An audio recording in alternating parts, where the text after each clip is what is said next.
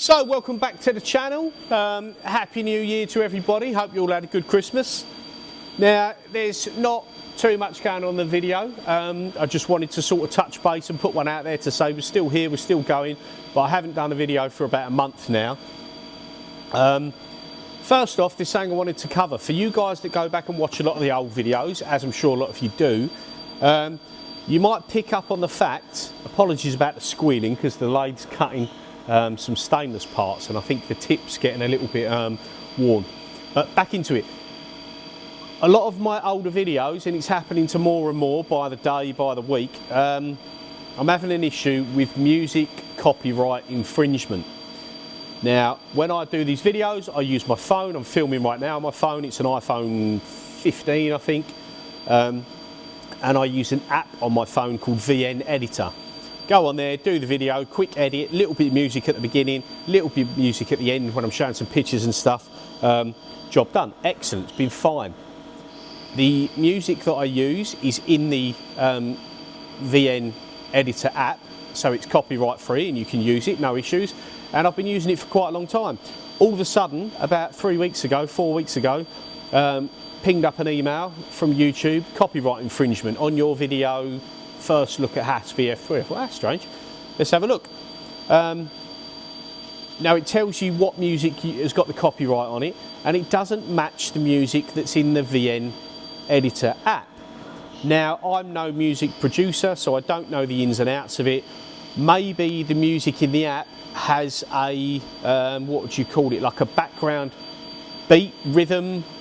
I have no idea. That is from that other person's music and YouTube has picked up on it, or maybe there's an error in their automatic copyright system. I have no idea, but the name of the music and the artist in the VN Editor app and the name of the music and the artist that YouTube are telling me I'm copywriting don't even match. Now, I tried to dispute this with YouTube. I sent them a copy of the music, the app, you know, the screenshot of everything, and it got declined. So when that happened on the first video, my only option was to mute the 15-20 seconds at the beginning and the 30-40 seconds at the end. Now, annoyingly, normally at the end I'm talking, I'm doing the outro, so to speak, and as I start talking, the last, 5 seconds, 10 seconds, I fade in the music and then it becomes pictures of whatever I've been doing. It has to be muted from when the song starts. So you might notice that the end of the videos, and it's happening, it seems, to all of them. So far it's about 16 that I've had to turn off, and I've got another one today, so it's probably going to happen to every video. And I think going forward I just won't do any music, which is a shame. But yeah, if you think, oh, why does the music and the sound cut off right at the end? That's why. So it's a bit rubbish and I'm pretty gutted about it, to be honest. But it is what it is. Seems there's nothing I can do about it. So yeah, any other updates? You've seen my video before, cncreplacementparts.com. I've teamed up with Aaron and I'm trying to supply some of his website parts to guys in the UK or some other guys in Europe who are closer situated to the UK than he is, better for shipping and stuff like that.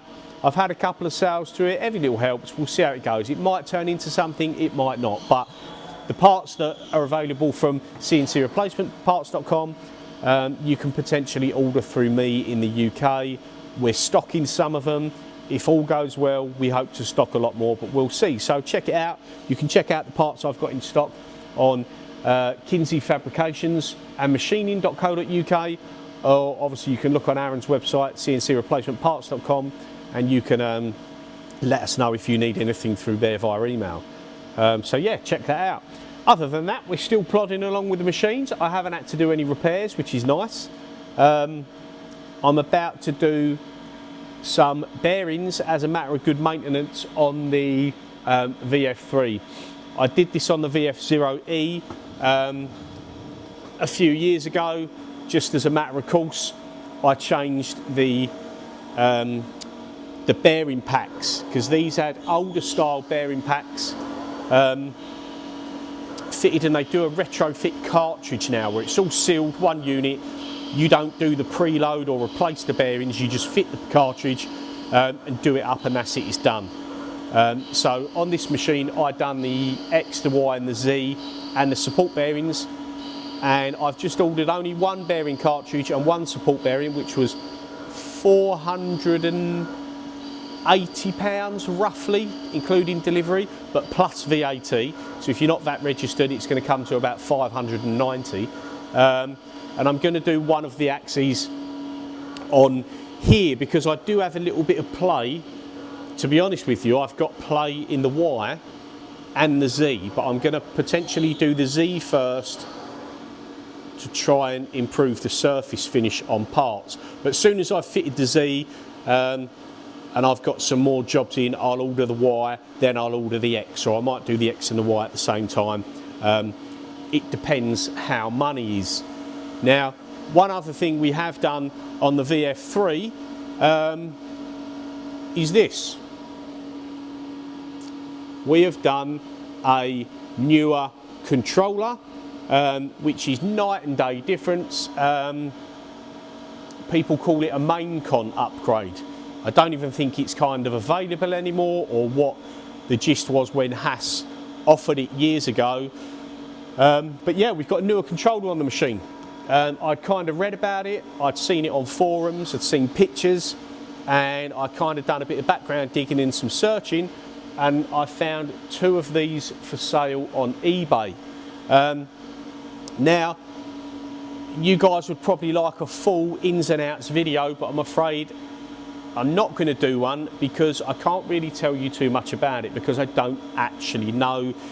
It's way beyond anything I can do, and you have to have software versions, which I don't know where the software versions came from in that sense, because it was already done with, they said, the correct software in it, which it works, don't get me wrong, we've had to iron out a few issues, but it worked. So I can't really do a video showing you what's what and what you need and everything like that because I don't know.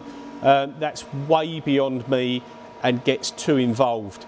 That's like technician, specialist software guys, Haas people, you know, all them sort of guys would know that sort of stuff. So it's a shame I can't go full in on a video about it, but it wouldn't be telling you much, so all I can do is show you, unfortunately, but I'm still well excited. Now there's two reasons why I wanted to do like the newer control upgrade. Now, don't get me wrong, I know that putting this control on my machine is not going to turn it into a 2024 VF3 super speed, you know, all singing, all dancing. It isn't. It's still a 1997 machine.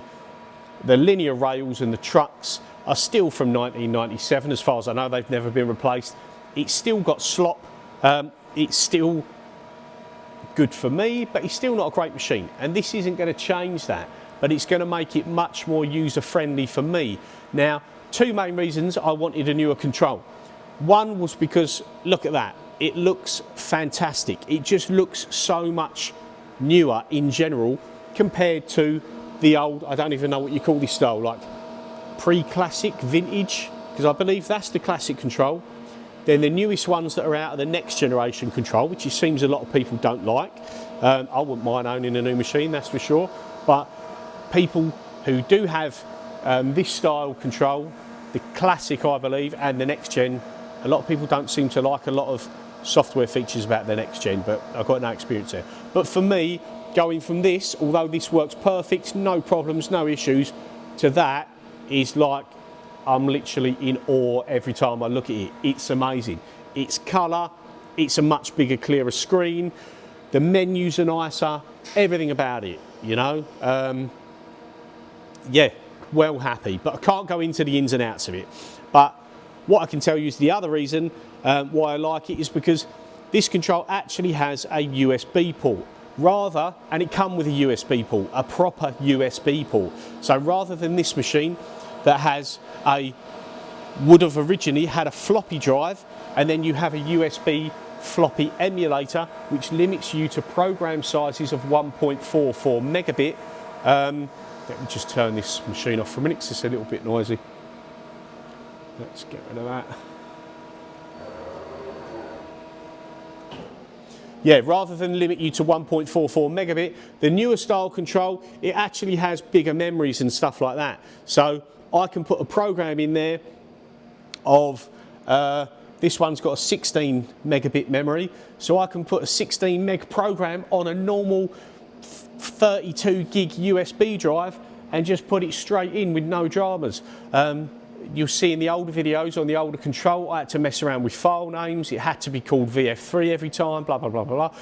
So the file size and the colour screen and just the new style screen, fantastic, brilliant. Now, as far as how the machine works, now obviously you guys know the machine was perfect before.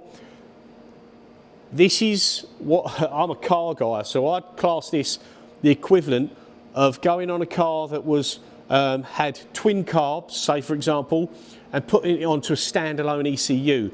So you went from needing fuel, air and spark to all of a sudden you've got a standalone ECU and you need air charge, you need water temp, you need crank position, cam position, this and you know, that's kind of how it seems, because it had the software in it, it had basic parameters in it, but then I had to set it for this, and the only way I can do that is kind of copy parameters out of the old machine and then, knowing nothing myself, just tweak stuff backwards and forwards to try and get it right, because this type of control and software would never have been connected to these old Yaskawa, I believe from research, Sigma 1 motors. Everything would have been newer, the encoders would have had like much more faster response and steps probably and all that sort of stuff. So I've been working through those issues. So yes, plugging it all in, we were doing test pieces. So you can see the test pieces here. So it's just, you know, this is nothing, I just drew this in Fusion and made it up. So it's just got pockets and a bore, drilled and tapped holes and some islands and this, that and the other, you know, just basic. And we went from, this was the first one with some bad tool paths and it's a rough finish. And currently I'm at the 7th iteration and I've got a really very nice, for this machine, smoother tool path. Sizes are bang on, but I think it still could be better, but I think that's down to the machine now. Hence why I'm changing bearing packs. I'm going to do them all just to improve it, because like I said, I'm under no illusion that this control is going to make this into a new machine. It's not. Mechanically, it's still 1997 with old bearings, which I will replace, but old linear rails, old linear rail trucks, and it's probably been crashed up 10 times. It's had a hard life, it's an old machine, so it's never going to be like you guys with the new machines, and there's people that are going to look at, to me, I'm really happy with that finish, but there's people that are going to look at that and go, them toolpath marks and everything like that are just disgraceful, and you wouldn't put work out like that and you should throw the machine in the bin. But for me and what I do, it's perfect, it's fine, it's great, I'm happy, it does me and I'm earning a living with it, you know, only just, but I'm scraping by. So I've had to tweak parameters and go through things and kind of learn it as it is. So yeah, unfortunately I can't do you a full video of the ins and outs because it's just information I don't know about. I wasn't even looking for this as such. I'd seen it and thought it was great. It's just the fact that they come up for sale. They were in America and then I got them shipped to the UK, so shipping was quite expensive. And once this one is dialed in, I've actually got another one for there because I bought 2 of them. But the person had 2 of them for sale, and just on the off chance, see what happens, I bought them both. Like I say, it wasn't really planned, but that's how it was. So if this goes well, and the machine is running, like I say, it's making parts. I haven't tried any 4th axis work yet, but these have got to go in the 4th axis and have machining done. So we'll see how that gets on. But so far, so good. I've had to do a lot of research, a lot of hours and hours and hours faffing around with parameters that, I'll be honest with you, I don't actually know what half of them do, even with an explanation. Because there's parameters in here that just, with this one, you actually get, let's just go down a few pages and find something else. Make sure it gets to axes. So when you get to, you know, some of the things here, acceleration feed forward, ball screw, compensation, there's certain ones on there that I do know, but there's other ones that I just command fire order. There's descriptions, support spindle thermal compensation. Like, there's a lot of this stuff that my machine's just too old for. So a lot of them probably aren't even doing anything, but the ones that do stuff, I've got to work out what numbers they're meant to be, because it seems that the numbers that they would have been on a machine of this age are not what they need to be on a machine of my age. So it's a bit up in the air, but yeah, that is what we've got. And eventually, all being well, I'll do the same with that one with the other control that I've got. Now, if any of you guys are interested, I'm not sure what's what, but I've got everything potentially for sale that come off of this machine. So that's dependent, fully working. It's got an LCD upgrade. If you look at some of the videos previously, you can see obviously the machine running. I took out all 3 boards because you get a main con board which replaces the stack. So there's a processor board which is a newer, rarer one because it's got a 16 megabyte memory. There's a video board and there is a motor controller board, which is, you know, they're just generic. I have got the versions of the board in a video because I've done a video of it all working before I took it off in case anyone was interested in buying it. Now, I know the boards are quite expensive. Haas don't support them anymore. So if you've got an old machine like this or like this and your board fails and you can't get it fixed, your machine is potentially scrapped without one of those boards. Now, I'm happy to keep it, to be fair. I've got the pendant down here on the floor, just with a cover over it at the minute. Obviously, again, you've seen it in the videos, and then in the box up there, I've got the, hang on one second. In the box up there, I've got the 3 boards. So as said, the processor, the video, and the motor controller board. Price-wise, I suppose it depends. I think they're probably valued. You're probably going to say I'm absolutely mad. But if you've got a mechanically good machine with a board gone and your machine's potentially scrapped, you can't fix it, I think for all 3 boards and the pendant, I'd be looking for around £3,000 to £4,000.